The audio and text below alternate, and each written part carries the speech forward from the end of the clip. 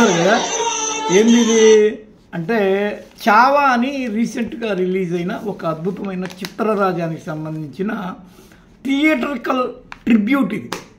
అంటే ఊగిపోయారన్నమాట జనం ఆ యొక్క ఒకనొక అద్భుతమైన సన్నివేశాలకి మంత్రముగ్ధులైపోవడం కాకుండా ఇంటికి వెళ్ళేటప్పుడు కూడా ఛత్రపతి శివాజీ యొక్క కొడుకు సంబంధించిన స్లోగన్లు కొడుతూ వాళ్ళు చేసిన ఈ విన్యాసం అనేది ఇప్పుడు సోషల్ మీడియాలో తెగ వైరల్. అసలు ఏంటి దీని వ్యవహారం అని 2-3 వార్తా సంస్థలు రాసిన కథనాలను బట్టి మనం తెలుసుకుందాం. ఫస్ట్ ఆంధ్రజ్యోతిలో వచ్చిన ఒక దీన్ని బట్టి చూస్తే అప్పుడు ఊరి ఇప్పుడు చావా. బాలీవుడ్ నటుడు నిక్కీ కౌశల్ 2 అక్షరాల టైటిల్స్ కలిసి వస్తున్నట్టున్నాయి. ఆయన నటించిన తాజా చిత్రం చావా అద్భుతమైన వసూళ్లతో దూసుకుపోతుంది. ఇంతకుముందు చారిత్రక కథనాంశాలతో వచ్చిన తానాజీ కేసరి వంటి చిత్రాల కంటే ఈ నెల 14న విడుదలైన చావా కలెక్షన్లు భారీ స్థాయిలో ఉండడం గమనార్హం.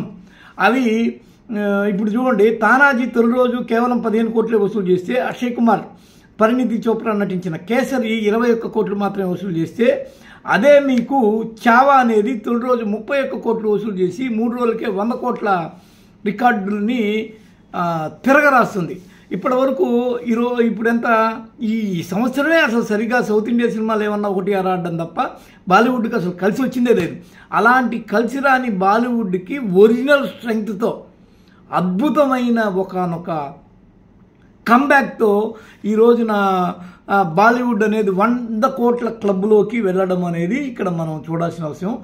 మరీ ముఖ్యంగా అసలు ఈ సినిమా ఏంటి, ఇదేందని తర్జనీలో ఒక అద్భుతమైన ఆర్టికల్ రాశారు.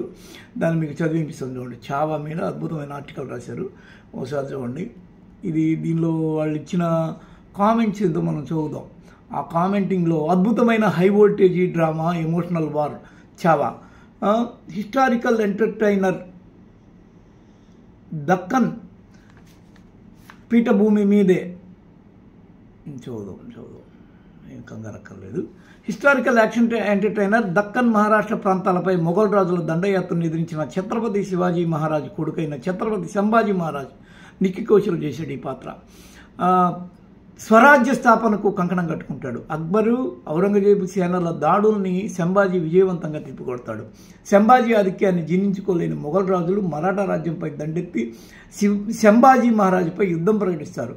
ఈ క్రమంలో సంభాజీ ఔరంగజేబ్ అక్షయ్ ఖన్నా నిద్రలేని రాత్రుల్ని సృష్టిస్తాడు.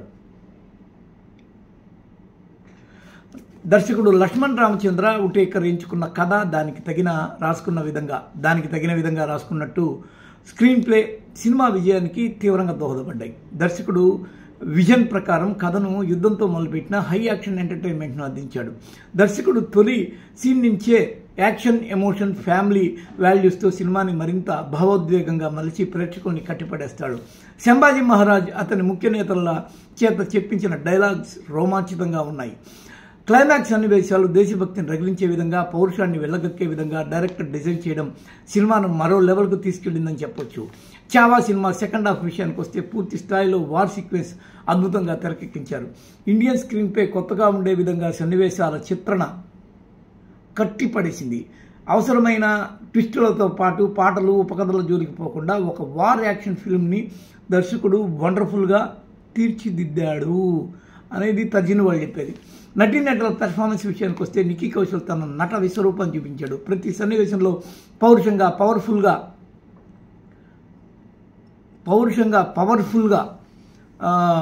కనిపించాడు. ఈ సినిమా కోసం తన లుక్ని అద్భుతంగా డిజైన్ చేసుకోవడం స్పెషల్ అట్రాక్షన్గా నిలిచింది.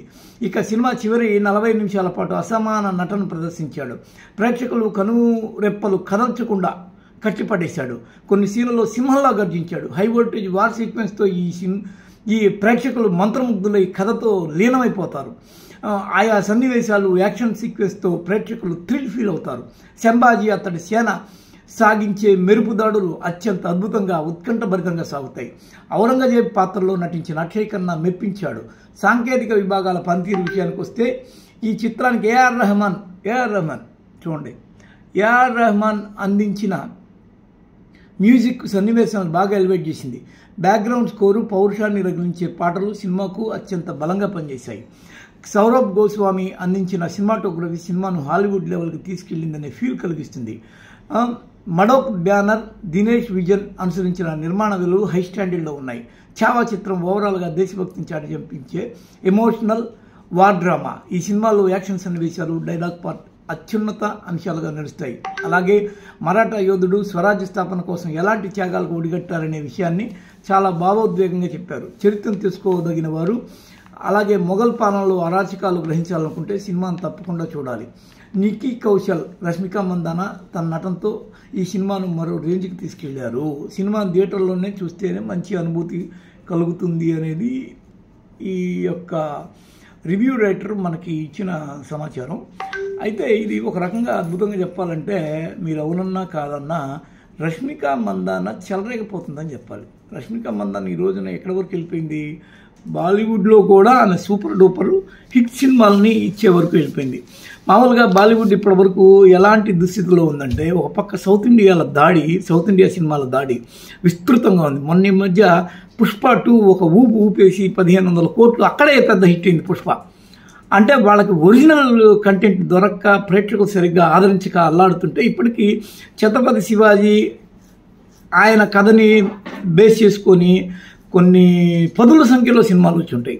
అవన్నిటి యొక్క ఒక్కొక్క సమయంలో ఒక్కొక్క యాంగిల్ని, ఒకసారి ఏం చేస్తారు, గురువు ద్వారా శివాజీ ఎలా అయ్యాడు, ఇంకోసారి ఇంకొక రకంగా, ఇట్లా రకరకాల యాంగిల్స్లో తీసుకుని వర్క్ చేసి ఈసారి సంభాజీ మహారాజ్ అంటే ఛత్రపతి శివాజీ కొడుకు యొక్క విశ్వరూపాన్ని చూపించే యత్నం చేయడము, ప్రేక్షకుల్లో విశేషమైన ఆదరణ దొరకడం, అసలు ఔరా అనిపిస్తున్న అద్భుతమైన దృశ్యాలు కట్టిపడేసి 100 కోట్ల నుంచి సుమారు ఇది ఈ 2-3 రోజుల్లో 100 కోట్లు అంటే ఈ మూమెంటు, ఈ హీటు, ఈ వేవ్ లెంగ్త్ ఇది ఎక్కడికో తీసుకెళ్ళిపోయే ఒకనొక స్టాండింగ్ ఓవేషను, థియేట్రికల్ ట్రిబ్యూటు చూస్తే ఇది నెక్స్ట్ లెవెల్కి వెళ్ళిపోయి 500 నుంచి 1000 కోట్ల వరకు వసూలు చేస్తుందా అన్నంత ఆలోచన కలుగు చేస్తుంది. అయితే దీనిలో ఇంకొక ముఖ్య అంశం ఏంటంటే, ఇలాంటి సినిమాలు బాగా హిట్ అవుతున్నాయి, చేస్తుంది బీజేపీ.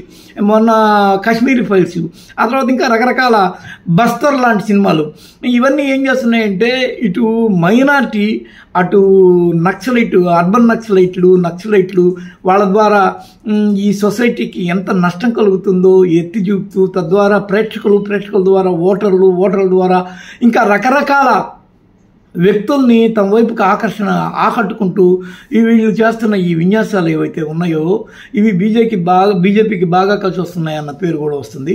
మరి ఆ రోజుల్లో ముస్లిం రాజులు, మొన్న ఈ మధ్య రజాకార్ సినిమా కూడా చూస్తే అసలు నిజాములు అంటేనే మనకు అసహ్యం కలుగుతుంది. అలాంటి కండిషన్లో ఈ రోజున ఇలాంటి సినిమా మళ్ళీ రావడంతో మళ్ళీ ఈ బీజేపీ యుక్త లేకపోతే బీజేపీ కోరుకుంటున్న ఎమోషన్ని ప్రేక్షకుల్లో బాగా ఎలివేట్ చేయడము అనే దానికి ఆస్కారం ఏర్పడుతుందా అన్న ఆలోచన కలుగుతుంది. That's it.